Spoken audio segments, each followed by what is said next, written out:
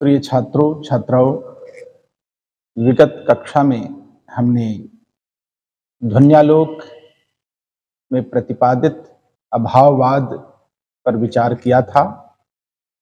आज हम उसके आगे भाक्तवाद पर चर्चा करेंगे। भाक्तवाद है क्या, इसके संदर्भ में अभी बात करेंगे। दरअसल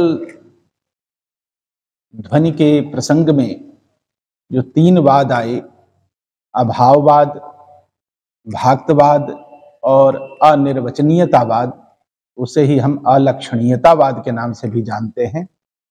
उसमें अभाववादी तीन प्रकार के थे, जिन पर विस्तृत चर्चा विगत कक्षा में हमने की। आज हम भाक्तवाद पर विचार करेंगे। यह दूसरा समूह है। उनका मानना है कि ध्वनि अलग से कोई ऐसी चीज नहीं है जिसे काव्यशास्त्र में लक्षणा के रूप में स्वीकार किया जाता है, लक्षणा हम मानते हैं, वास्तव में वही ध्वनि है। उनका ऐसा कहना है और इस विषय में बहुत सारे मत निकल करके आए। दरअसल जो आलंकारिक आचार्य हुए हैं, आलंकारिकों ने शुद्धा और गौणी रूप में लक्षणा को स्वीकार किया है। मीमांसकों ने गौणी रूप में, गौणी वृत्ति के रूप में एक अलग ही लक्षणा से भिन्न स्वरूप माना और इस प्रकार से ये सारे निकल करके आए और इसी का संकेत यहां आचार्य ने अपने भाक्तवाद के क्रम में दिया है।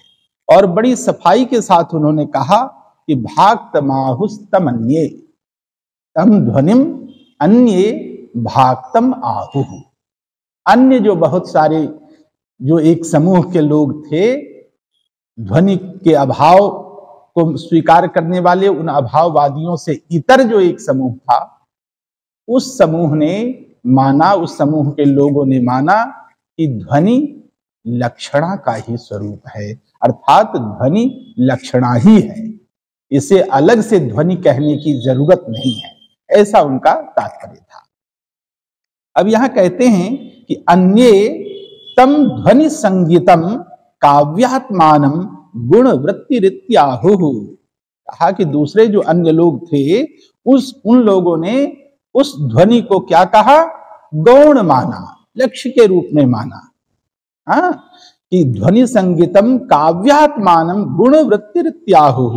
कहा कि वह जो ध्वनि है, जिस ध्वनि की बात हम करते हैं, ध्वनि नाम से जिसे हम जानते हैं, वास्तव में वह क्या है? वह गुण वृत्ति है, गुण वृत्ति है।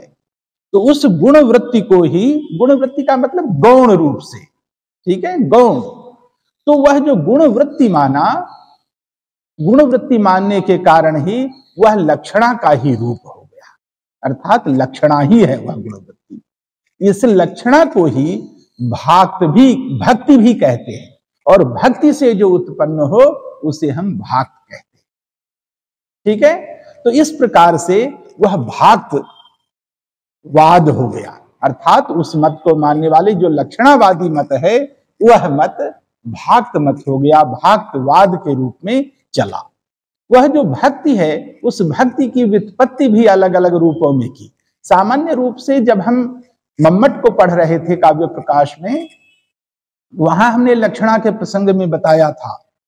वहां लक्षण उन्होंने बताया लक्षणा के लिए कि मुख्यार्थ बाधे तद्योगे रूढ़ितोथ प्रयोजनात् अन्योर्थो लक्ष्यते यत्सा लक्षणारोपिता क्रिया। कहा ना कि वह लक्षणा एक आरोपित क्रिया है और उसमें शर्तें बताई कि उसमें क्या क्या होनी चाहिए। तब वहां उन्होंने कहा कि मुख्य अर्थ बाधित हो जाना चाहिए, फिर अन्य का योग होना चाहिए, रूढ़ि अथवा प्रयोजन होना चाहिए, और सब मिला करके जब ये सारी चीजें होंगी तो एक अन्य प्रकार का जो अर्थ है निकल करके आ जाएगा। तो यही अन्य प्रकार के अर्थ का जो ग्रहण है, यही वास्तव में भक्ति है, यही लक्षणा है।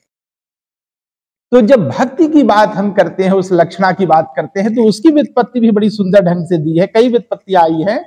एक व्युत्पत्ति आती है, मुख्यार्थस्य भंगो भक्ति।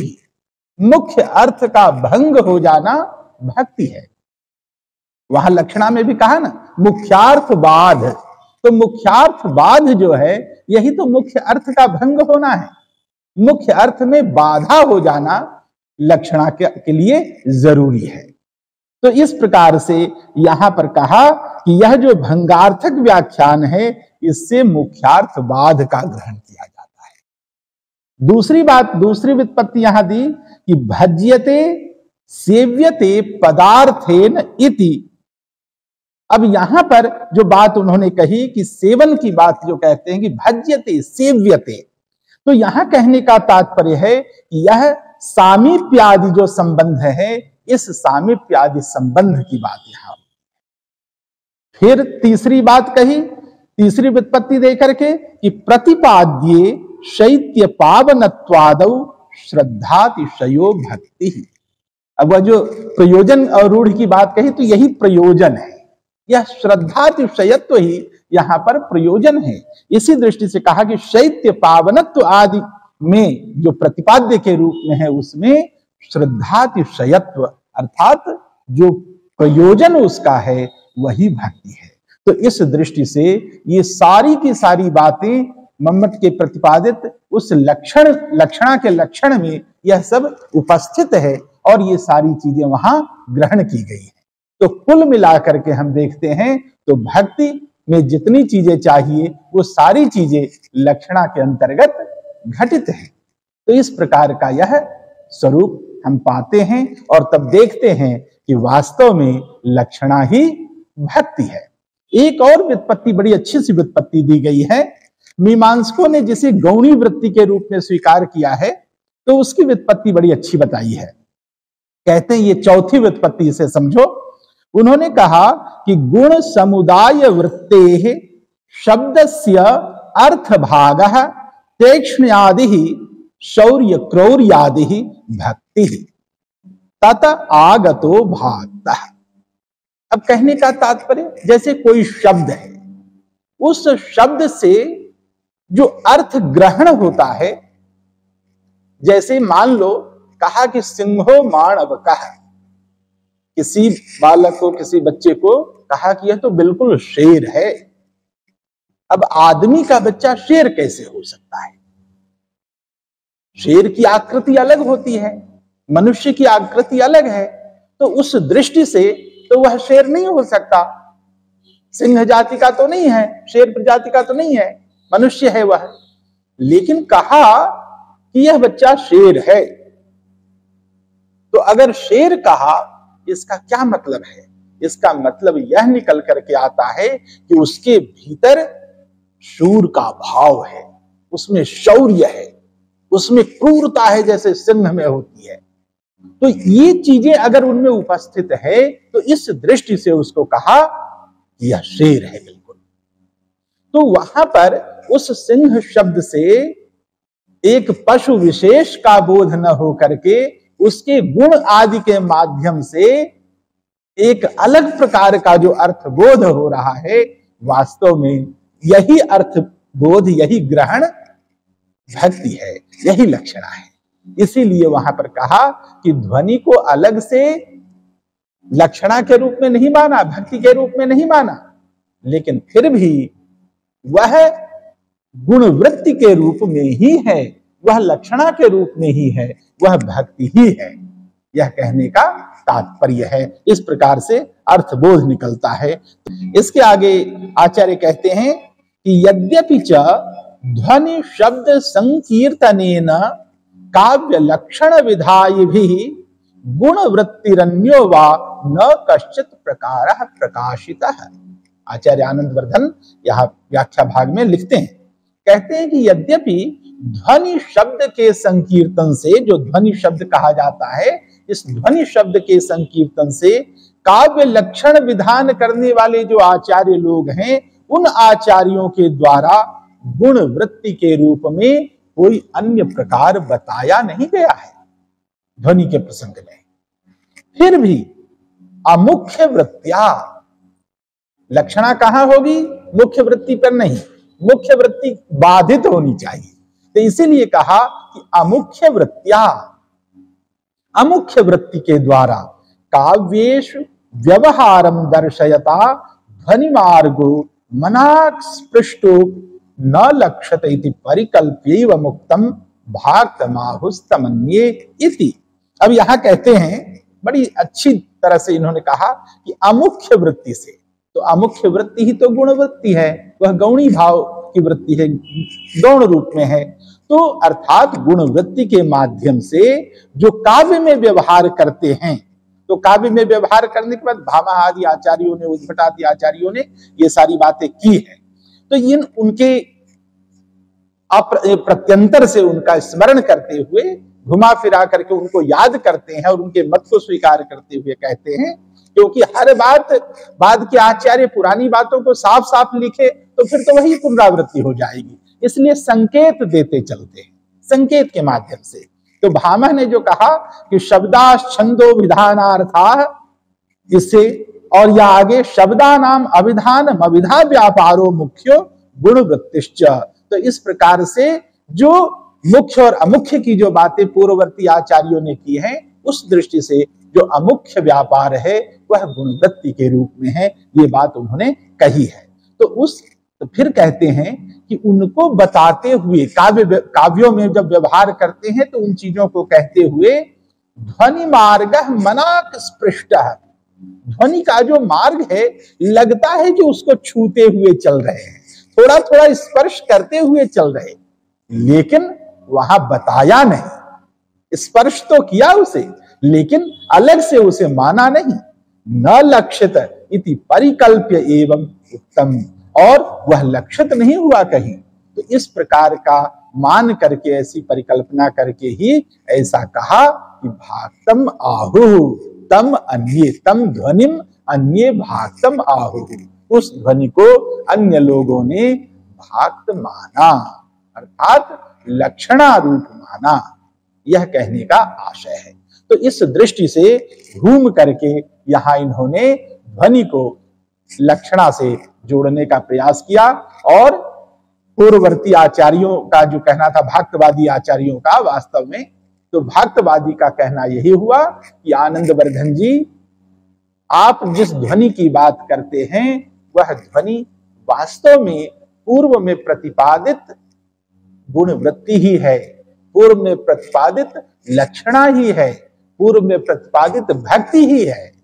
इसीलिए आपके इस ध्वनि शब्द के संकीर्तन से कोई नई बात निकल करके नहीं आनी, आप उसी गाए हुए गीत को गा रहे हैं। तो पृष्ठ पेषण करने की क्या जरूरत है? जो बात पहले इस रूप में कही गई है उसे आप नाम बदल करके कहना चाहते हैं, तो यही उनके कहने का आशय है।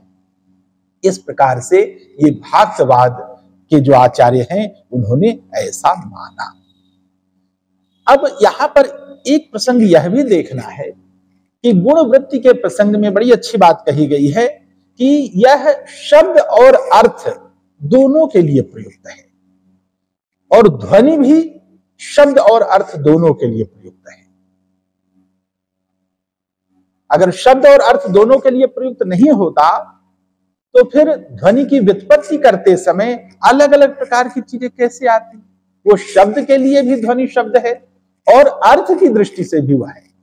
अब देखो, ध्वनि की जो व्युत्पत्ति है, इसकी अलग अलग व्युत्पत्तियों पर थोड़ी सी बात करते हैं, फिर अगले मत पर चर्चा करेंगे। एक व्युत्पत्ति आती है ध्वनतीति ध्वनि ही, जो ध्वनित करे, ध्वनति इति। तो इस प्रकार से ध्वनित करे या ध्वनित कराए, यह जो मत हुआ, इस दृष्टि से क्या है कि यह ध्वनि पद व्यंजक हो गया। तो ध्वनतीति ध्वनि ही, ध्वनति ध्वनयति वा, दोनों प्रकार से लेंगे, ध्वनित करे या ध्वनित कराए। ध्वनति ध्वनयति वा, यह व्यंजक शब्द सध्वनि। तो यहां पर यह व्यंजक शब्द के रूप में आया, ध्वनि पद। ठीक है, एक व्युत्पत्ति। फिर जो आगे की व्युत्पत्ति आती है, वहां पर उसी तरह से व्यंजक अर्थ हो जाएगा। जब व्यंजक शब्द के रूप में आया तो व्यंजक अर्थ के रूप में भी आएगा। ठीक है, फिर उसके आगे जब एक व्युत्पत्ति करते हैं आगे, तब कहते हैं ध्वन्यते इति ध्वनि, अर्थात जो ध्वनित किया जाए वह ध्वनि।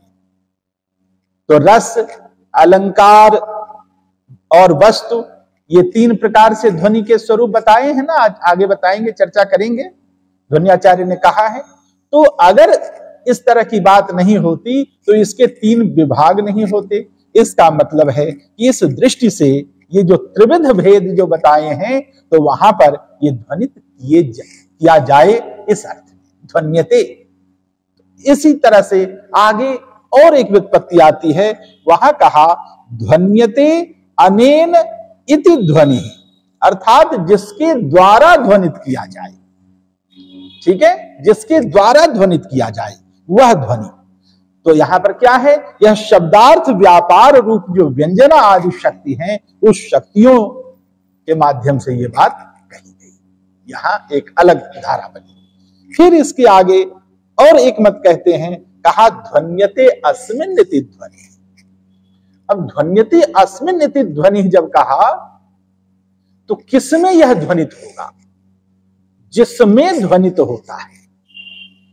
तो काव्य में ध्वनि को कहां हम खोजते हैं? ध्वनि बाहर संसार वाली ध्वनि तो यहां कविता में नहीं है। जो संसार में जो आवाज होती है, अलग अलग प्रकार की ध्वनियां हैं, वह काव्य में नहीं है। ठीक ना, बस की जो हॉर्न बजाते हैं उसकी आवाज एक अलग प्रकार की है, साइकिल की घंटी बजाते हैं उसकी आवाज अलग होती है, मोटरसाइकिल की जो हॉर्न बजाते हैं उसकी आवाज एक अलग होती है, कार की आवाज अलग होती है। लेकिन यह सब लोक की ध्वनियां हैं जो समाज में हम महसूस करते हैं इन कानों के माध्यम से। लेकिन काव्य के भीतर जो एक ध्वनि है, जो अनुभूति के माध्यम से हम जानते हैं, एक सहृदयत्व की जो चेतना है उसके माध्यम से हम जानते हैं, उस ध्वनि की बात यहाँ की जाती है। तो वह ध्वनि कहाँ है? वह काव्य में है। इसीलिए अब इस रूप में जब हम जानते हैं तो यह जो सारी चीजें हैं यहां पर काव्य का बोध हो जाता है। और यही कारण है कि जो श्रेष्ठ काव्य है वह काव्य ध्वनि काव्य कहलाता है। अगर ऐसा नहीं होता तो कैसे मानते ध्वनि काव्य से? तो वहां वही श्रेष्ठता है, वस्तु अलंकार और ध्वनि के रूप में, रस के रूप में, तब फिर हम वहां ध्वनि तक की यात्रा करते हैं। तो अलग अलग उसकी जो श्रृंखलाएं हैं उसके माध्यम से हम ध्वनि तक पहुंचते हैं। अब इस प्रकार की जो चीजें हैं, तो ध्वनि शब्द के लिए भी है, अर्थ के लिए भी है, दोनों प्रकार से। गुणवृत्ति भी शब्द के लिए भी है, अर्थ के लिए भी है। तो इस दृष्टि से वहां जो कहा मनाक स्पृष्ट है, तो स्पर्श करता हुआ, अर्थात दोनों के बीच साम्य है, दोनों एक दूसरे को छूते से चल रहे हैं। भले पृथक है कि नहीं, ये तो बाद में आनंद वर्धन सिद्ध करेंगे कि हाँ भाई ध्वनि अलग चीज है, गुणवृत्ति जिसको आप कहते हैं वह अलग चीज है। लेकिन गुणवृत्ति मानने वाले, लक्षणा मानने वाले, भक्ति मानने वाले जो आचार्य हैं, उन्होंने कहा कि नहीं वही चीज है। आनंद वर्धन कहते हैं कि ठीक है, उनका भी कहना थोड़ा सा ठीक है, थोड़ा थोड़ा छूते तो चल रहे हैं, लेकिन ऐसा नहीं है कि जैसे बिल्कुल पास पहुंच जाए तो बिल्कुल लगता है कि हाँ अब ये आ गया यहां, लेकिन उससे पहले ही रुक जाए, थोड़ा स्पर्श करने से पहले ही, या जरा सा टच किया और फिर लगा कि अब पूरा पूरा उसको एहसास नहीं हुआ। तो इसी बात को कहते हैं कि लक्षणा में ध्वनि के नजदीकी का भाव तो आता है कि ध्वनि के पास तक लक्षणा पहुंच रही, लेकिन वह ध्वनि है ऐसा नहीं कह सकते। यह कहने का आशय है इनका। तो इसीलिए कहा कि वह मनाक स्पृष्ट अपि न लक्षित परिकल्प्य एवं मुक्तम, ऐसा कहा, ऐसा ही समझ करके भाग प्रवाहुस्तमन्ये इति। फिर कहते हैं, अब भक्त की बात करने के बाद तब तीसरा मत जो आता है अलक्षणीयतावाद का, अनिर्वचनीयतावाद का। उन आचार्यों ने भी अपने आप को एक अलग रूप से ध्वनि की बात की। कहा कि केचित पुनर्लक्षण करणशालीन बुद्धयो ध्वनेस्तत्त्वं गिरामगोचरम सहृदय हृदय संवेद्यमेव समाख्यातवन्तः। कहा कि लक्षण करणशालीन बुद्धयः। आनंदवर्धन कितनी सलीके से बात कहते हैं। उन्होंने ये नहीं कहा कि इनको आता जाता नहीं है, ये कम दिमाग वाले लोग हैं, शालीन बुद्धि वाले लोग हैं। अप्रगल्भ भी कह दिया, मतलब कि इनकी समझ अभी उतनी विकसित नहीं हुई है, यह कहना चाहते हैं। यह बड़े सुंदर ढंग से यह बताना चाहते हैं कि ये लक्षण आदि बनाने में ये अभी अप्रगल्भ हैं, इनकी अभी विदग्धता वैसी नहीं है, इनका वैदुष्य, इनकी समझ का जो स्तर है अभी वहां नहीं पहुंचा है, ऐसा कहने का इनका तात्पर्य है। तो कहा कि कुछ ऐसे लोग हैं केचित पुनर्लक्षण करणशालीन बुद्धयः ध्वनिस्तत्त्वम, उस ध्वनि के तत्व को गिराम अगोचरम, उस ध्वनि तत्व को क्या माना? गिराम अगोचर माना, जिसे कहने का मतलब कि वाणी के द्वारा जो कहे जाने के लायक नहीं है। गिराम अगोचरम न शक्यते वर्णयितुम गिरा तदा स्वयं तदंतःकरणेन गृह्यते, कि जो वाणी के माध्यम से व्यक्त होने के योग्य नहीं है, कहने के लायक नहीं है, वह केवल अंतःकरण से ही समझने की चीज है। अर्थात बोलने की चीज नहीं, समझने की चीज है, अनुभव करने की चीज है। जैसे मान लो कि कोई आदमी ऐसा है सामने तुम्हारे बैठा हुआ, जिसने पूछा तुमसे, तुमने शहद खाया? तुमने कहा कि जी खाया। फिर पूछने वाले ने पूछा कैसा लगा? फिर तुम कहोगे मीठा लगा। फिर पूछेगा कोई कैसा मीठा था? अब तुम्हें लगेगा कि कैसा मीठा बताऊं, रसगुल्ले वाला मीठा बताएं, चीनी वाला मीठा बताएं, गन्ने वाला मीठा बताएं, गुलाब जामुन वाला मीठा बताएं, या कैसा मीठा बताएं? तुम्हें परेशानी होगी, कोशिश करोगे कि ऐसा बता दे, ऐसा बता दे, लेकिन तुम्हें लगेगा कि ये कैसा मीठा है। फिर बार बार पूछा जाए कि बताओ कैसा मीठा है वो। दो चार उदाहरण भी तुमने अलग अलग दिए, लेकिन कहेगी नहीं, ऐसा नहीं, ऐसा क्यों नहीं है? तो तुम्हें लगेगा कि वास्तव में उस मीठे को तो हम बता ही नहीं पा रहे। जैसा स्वाद भीतर महसूस हो रहा, उस महसूस होने वाले स्वाद को हम शब्दों में बता नहीं पा रहे। होता है ना ऐसा? तब लगेगा, अंत में कहोगे कि पता नहीं कैसा मीठा था, आप भी खाई के देख लो। नहीं, ऐसा कहेंगे ना कि हमें नहीं कहा, मैं बता नहीं पा रहा या पा रही, चलो आप भी खा करके देखो, शायद फिर पता चल जाएगा कैसा मीठा है। तो इसका क्या मतलब? कि वह वाणी का विषय नहीं है, अनुभव से ही हम जान सकते हैं। उसको टेस्ट लिए बगैर नहीं बताया जा सकता कैसा है। तो यह जो कहने का आशय है, उसी तरह की बात इन्होंने कही। अलक्षणीयतावादी आचार्यों ने, इन्होंने कहा कि भाई ये तो ध्वनि का जो तत्व है, यह तो गिराम अगोचर है, वाणी से व्यक्त होने वाली चीज नहीं। कहा तो पता कैसे चलेगा? तो सहृदय हृदय संवेद्यम एवं, यह जो है सहृदय के हृदय में ही संवेदित होने वाली चीज है। वह कोई सहृदय का हृदय ही जान पाएगा, हर आदमी जान भी नहीं पाएगा, क्योंकि कविता पढ़ने और समझने की तमीज सब में नहीं होती है ना। कुछ ऐसे भी मूर्ख प्रजाति के लोग मिलेंगे तुम्हें, जिसे अभिज्ञान शाकुंतलम में स्थूल श्रृंगार दिखेगा, उन्हें अंगों का स्वरूप दिखेगा। तो ऐसे जड़मती लोगों के लिए महाकवि ने काव्य नहीं लिखा, उन्हें पूरे जीवन काव्य का मर्म समझ नहीं आएगा। तभी तो आचार्य आनंदवर्धन आगे बड़ी सोच समझ के साथ कहते हैं कि वह तत्वदर्शिनी बुद्धि होनी चाहिए, जिसमें इन चीजों का एहसास होगा। इसीलिए उसी बात को यहां संकेत देते हैं कि सहृदय हृदय संवेद्यम, यह जो ध्वनि तत्व है, यह सहृदय के हृदय में संवेद्य होने वाला है। तो जब सहृदय के हृदय में ही संवेदित होने वाला है, यह वाणी का विषय नहीं है, तो फिर हम व्याख्या कैसे करें? तो ऐसा कह करके उस अलक्षणीयतावादी आचार्यों के समूह ने कहा कि भाई ठीक है, ध्वनि का कोई तत्व आप कहते हैं तो होगा, लेकिन हमारी नजर में ये बताने की चीज नहीं है जो चीज आप कहना चाहते, वह वाणी का विषय नहीं है। इसीलिए अगर फिर भी आप उसे वाणी का विषय बनाना चाहते हैं तो मेरी समझ में ये नहीं है कि कैसे आप बनाना चाहते। इस तरीके से कह करके उन्होंने ध्वनि को किनारे कर दिया। ठीक, जब हम वाणी का विषय ही नहीं बना सकते तो फिर अलग से स्वीकार करने का क्या मतलब है? ठीक, ऐसा कहते हुए उन्होंने खारिज किया।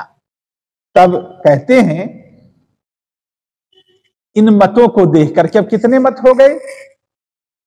3 तो अभाववादियों का ही समूह हो गया और चौथा भाक्त वाला समूह हो गया, 5वां समूह आ गया अलक्षणीयता वाला। नहीं, तो इन 5 प्रकार के लोग हैं, 5 प्रकार के मतों में विभक्त लोग हैं।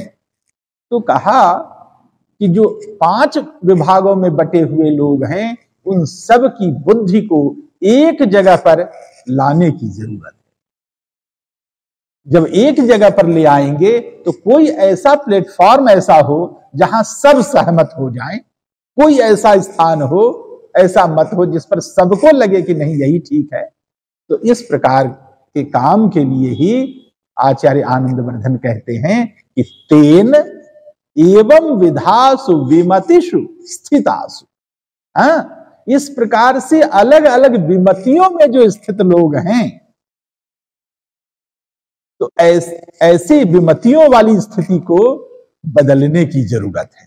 तो सहृदय मनः प्रीतये, तो वो सब लोग विमति में जो स्थित लोग हैं, ऐसे सहृदयों के मन को संतोष प्राप्त हो, उनको प्रसन्नता मिले, वे खुश हो जाएं कि हाँ मैंने ध्वनि तत्व को जाना, यह चीज ध्वनि है।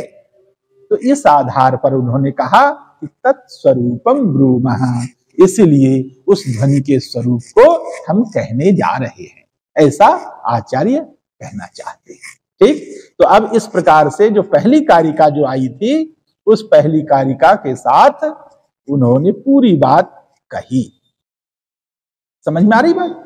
अब इसके आगे कहते हैं आचार्य इसी प्रसंग को आगे बढ़ाते हुए कि सहृदय मनः प्रीतये तत्स्वरूपम ब्रूमः, वहां पर कहा था ना कि सहृदय मन की प्रीति के लिए ही तेन ब्रूमः सहृदय मनः प्रीतये तत्स्वरूपम, जो बात कही थी उसी चीज को थोड़ा सा और विस्तार देते हुए आगे कहते हैं कि तस्य ही ध्वनेः स्वरूपम सकल सत्कवि काव्योपनिषद भूतम। कहा कि वह जो ध्वनि है, उस ध्वनि के स्वरूप को, वह स्वरूप कैसा है? तो कहा सकल सत्कवि काव्योपनिषद रूपम, काव्योपनिषद भूतम। कहा कि जितने भी प्रकार के कवि हैं, जो अच्छे कवि, सत्कवि पद भी जोड़ा, जैसे तैसे शब्द जोड़ने वाले नहीं, हठाद आकृष्टा नाम कतिपय पदानाम रचयिता जैसे कवि नहीं कि बल प्रयोग करके शब्द को बिठा रहे, केवल छंद बिठाना कविता नहीं है। ठीक, इसीलिए सत कवि की बात कही कि सकल सत कवि, तो उन अच्छे कवियों के काव्य में जो उपनिषद भूत है, उपनिषद भूत मतलब रहस्य की तरह, जिसमें सार तत्व छुपा हुआ है, तो ऐसे रहस्य भूत के रूप में जो वह स्वरूप है, कैसा है वह? कहा अति रमणीयम, वह अत्यंत आह्लादकारक है। जब कोई अच्छा कवि कोई अच्छी पंक्ति सुनाता है तो क्या वह कहता है कि मेरे लिए ताली बजा दो? वह सहज ही पाठकों के हृदय में एक उद्रेक पैदा हो जाता है और उसके बाद जो सुनने वाला है, श्रोता है, अब पढ़ने वाला पाठक है, वह सहज ही आनंद से भर जाता है। और अगर कवि सम्मेलन में बैठा है तो जी भर ताली बजाना शुरू कर देता है, अगर पढ़ रहा होता है तो वह गदगद हो जाता है, मन से मुग्ध हो जाता है, वह इस अवस्था में पहुंच जाता है। तो ऐसा अति रमणीय काव्य है जहां पर ध्वनि का स्वरूप विलसित होता है, और ऐसा सब जगह नहीं है। अच्छे अच्छे सत्कवि जो जिन्हें हम कहते हैं, उन सत्कवियों के काव्यों में सार रूप में, रहस्य रूप में अवस्थित होता है। तो कहा कि अणीयसी भीरपि चिरंतन काव्य लक्षण विधायिनाम बुद्धि भी अनुन्मीलित पूर्वम।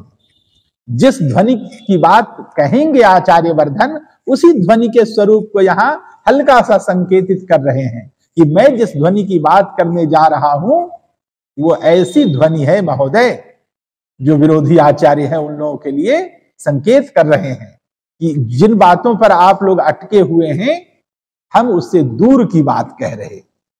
आप लोग स्थूल में अटके हुए हैं, हम सूक्ष्म की बात कर रहे हैं। ठीक, तो इस उसी का संकेत करते हैं। कहा कि अणीयसी भीरपि चिरंतन काव्य लक्षण विधायिनाम बुद्धि भी अनुन्मीलित पूर्वम। कि चिरंतन काव्य लक्षण विधायिनाम, जो चिरंतन काव्य, पुराने जो काव्य लक्षण विधान करने वाले जो आचार्य हुए, उन आचार्यों की बुद्धियों के द्वारा, यद्यपि कहा कि उनकी बुद्धि बड़ी बारीक रही है, अणीयसी भीरपि बुद्धि भी, कि उनकी जो बुद्धि रही है बहुत बारीक रही है, लेकिन बारीक बुद्धि होने के बावजूद उनकी बुद्धियों से यह रहस्य अनुद्घाटित रह गया। अर्थात यहां तक उनकी भी नजर नहीं जा सकी जहां मैं आपको ले जाना चाहता हूं, ऐसा आनंदवर्धन कहते हैं। तो कहा कि वह अनुन्मीलित पूर्व है, वह उसका उद्घाटन नहीं हो पाया है।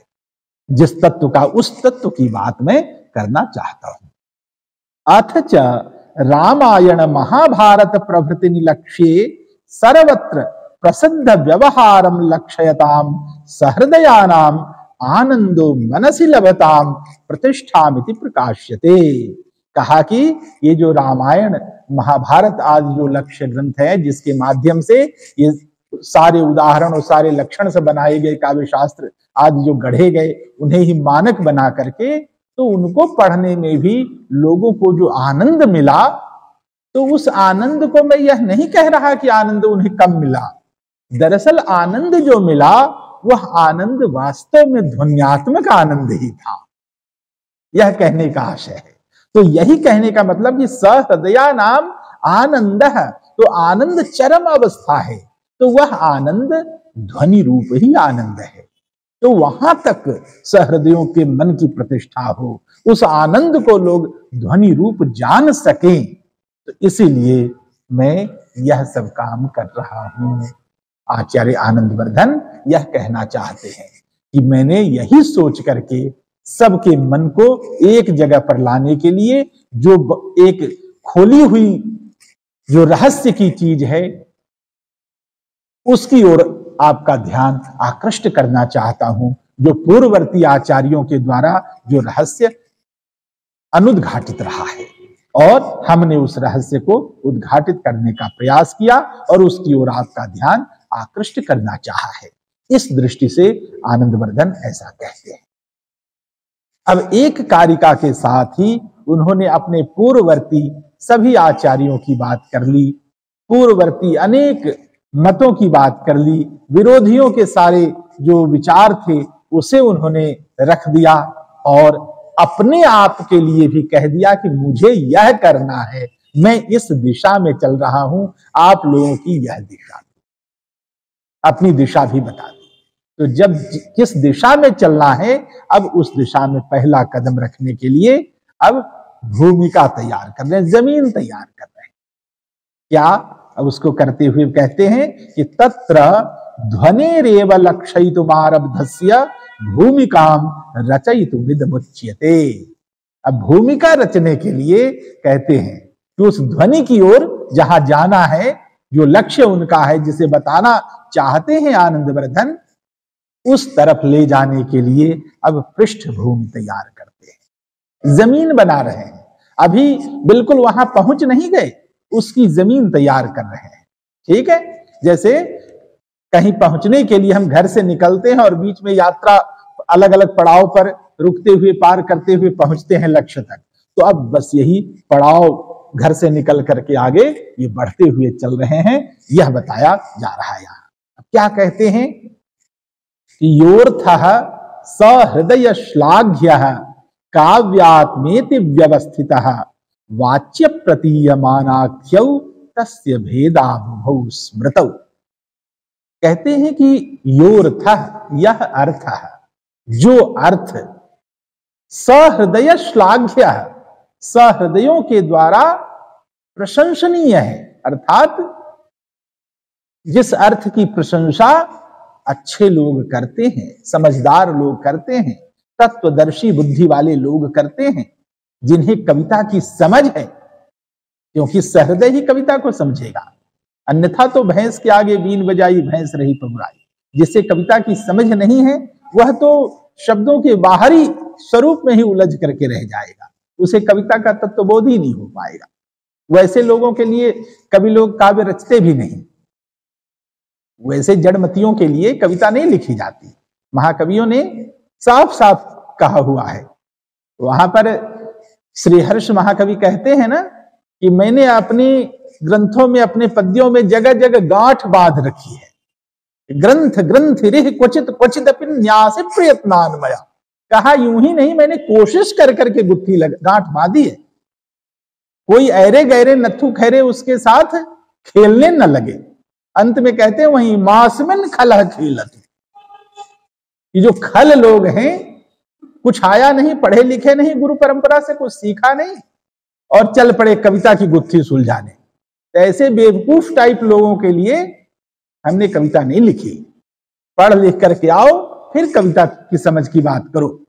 वहां तक पहुंचने के लिए कुछ होशो हवास होना चाहिए, कुछ वाग्मिता होनी चाहिए, कुछ तत्व दर्शन करने की शक्ति होनी चाहिए।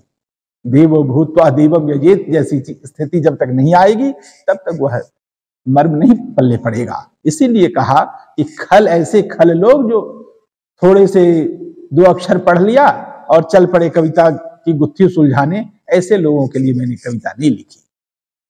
कितनी अच्छाई के साथ, कितनी सफाई के साथ और कितने विश्वास के साथ, कितनी कड़ाई के साथ यह बात महाकवि ने कही है। इसके रहस्य को जानना चाहिए। कविता कोई हंसी खेल नहीं है, वह बहुत ही रहस्य की चीज है। जन्मांतर संस्कारों से घनीभूत जब होकर के कोई चीज निकल करके आती है तब कवित्व किसी को मिलता है। यह एक जन्म की साधना नहीं है, जन्म जन्मांतर की साधना से कोई कवि बनता है। यह केवल श्रम से नहीं होता, यह प्रतिभा, कहा है ना आचार्य ने, मम्मट ने पहले बताया है कि उसमें शक्ति होनी चाहिए, नैपुण्य होना चाहिए और तब अभ्यास, तीनों मिलने के बाद तब उसमें कवित्व आएगा। उसी बात को यहां पर कहा सहृदय श्लाघ्य, सहृदय के द्वारा जो प्रशंसित है ऐसा अर्थ काव्यात्मेति व्यवस्थितः, कहा कि वही ऐसा ही जो अर्थ होता है वह काव्य की आत्मा की तरह व्यवस्थित होता है। काव्य की आत्मा कोई चीज है तो कोई मामूली चीज नहीं है, वह हल्की फुल्की चीज नहीं होगी। तो कहा अब जैसे शरीर में आत्मा है तो शरीर का भी महत्व है, तभी तो इसमें आत्मा है। तो वैसे ही कहा कि वाच्य प्रतीयमानाख्यौ तस्य भेदाबुभौ स्मृतौ, तो वह बाहर का जो अर्थ है वह सहृदय श्लाघ्य, वह भी दो तरह से है। एक सामान्य अर्थ है जिसे हम वाच्य अर्थ कहते हैं, और एक अर्थ ऐसा है जो शरीर से भीतर है। जैसे व्यक्ति का शरीर दिखता है तो उसके अवयव दिखाई पड़ते हैं, लेकिन उसकी आत्मा जो है उस शरीर के भीतर है, वो दिखाई नहीं पड़ती। उसी तरह से कहा कि वाच्य और प्रतीयमान दो प्रकार के अर्थ हैं। एक अर्थ तो सामान्य है जो सहज बोध्य है, लेकिन दूसरा जो प्रतीयमान अर्थ है वह सहज बोध्य नहीं है। तो वह उस आत्मा की ओर ले जाने वाली जो बात हो रही है, काव्य की आत्मा की तरफ, उसी मार्ग को बताते हुए कहते हैं। ठीक है, तो कहा योर्थः सहृदय श्लाघ्यः काव्यात्मेति व्यवस्थितः वाच्य प्रतीयमानाख्यौ, वाच्य और प्रतीयमान नाम से ये दो भेद हैं।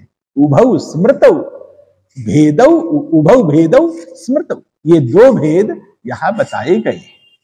कौन? एक हो गया वाच्य अर्थ और एक है प्रतीयमान अर्थ। तो इन दो अर्थों की बात कही गई है।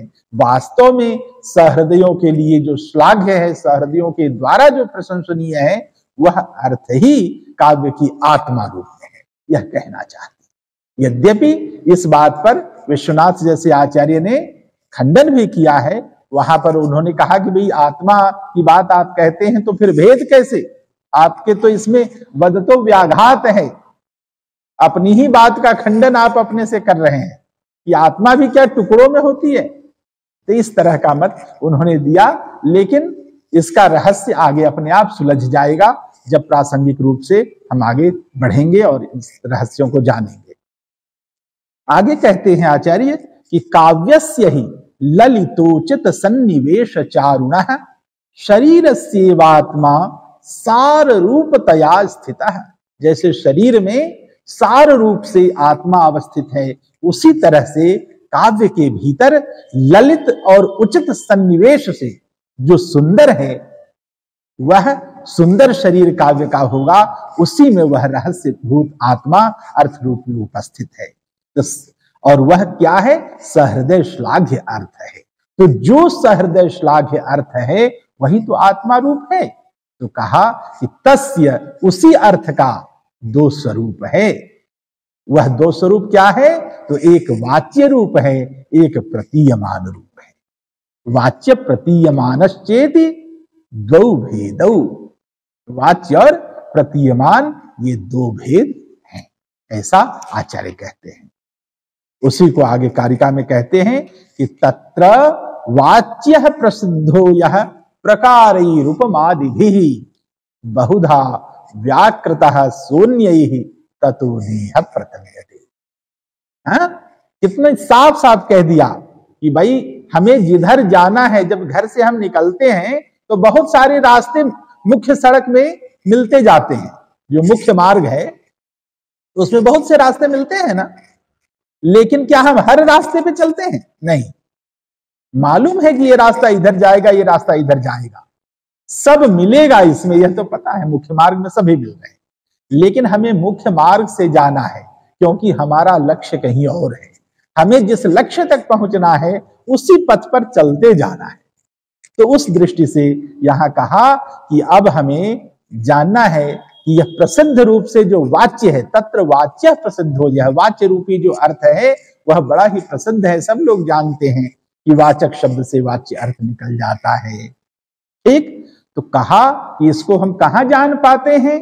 तो प्रकार उपमादि, उपमा आदि के प्रकारों में ये सब बहुत सारे आचार्यों के द्वारा, बहुधा अन्य आचार्य व्याकृता, हमेशा अनेक बार बहुत बार उन आचार्यों ने, पूर्ववर्ती आचार्यों के द्वारा बार बार उस वाच्य अर्थ की बात की गई है।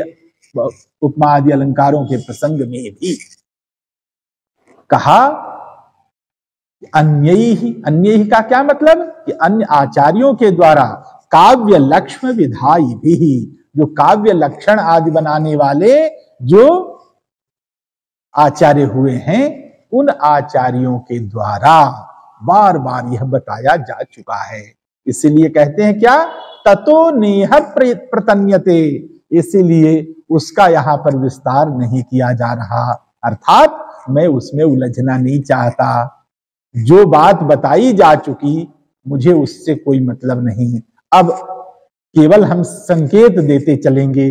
कहा केवल मनुद्यते पुनर्यथोपयोगम, जितनी हमें जरूरत है केवल हम उतना ही अनुवाद करेंगे, जितनी हमें आवश्यकता है उतना ही पूर्ववर्ती से लेंगे, ताकि लोगों को पता चले कि ये पूर्व में ये बातें हुई है।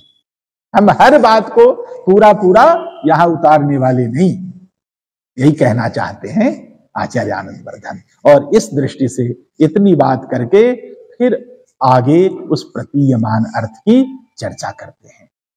जब प्रतीयमान अर्थ की चर्चा करते हैं तो बड़ी सुंदर कारिका यहां पर उपस्थित करते हैं। कहते हैं कि प्रतीयमानम पुनरन्य देव वस्त्वस्ति वाणीषु महाकवीनाम यत्तत् प्रसिद्धावयवातिरिक्तम विभाति लावण्य विवादनासु। बड़ी सुंदरता के साथ कहते हैं कि यह जो प्रतीयमान अर्थ है यह एक अलग ही प्रकार का अर्थ है। महाकवियों की वाणियों में, महाकवियों की वाणियों का मतलब उनकी जो रचनाएं हैं, क्योंकि काव्य ही तो महाकवि की वाणी है, तो उनकी रचनाओं में, उनकी काव्यों में यह जो प्रतीयमान नाम का एक अर्थ है, अन्यतीव, अलग ही प्रकार का है। अन्यत कहने का मतलब क्या, कि वाच्य से वो बिल्कुल भिन्न प्रकार की चीज है।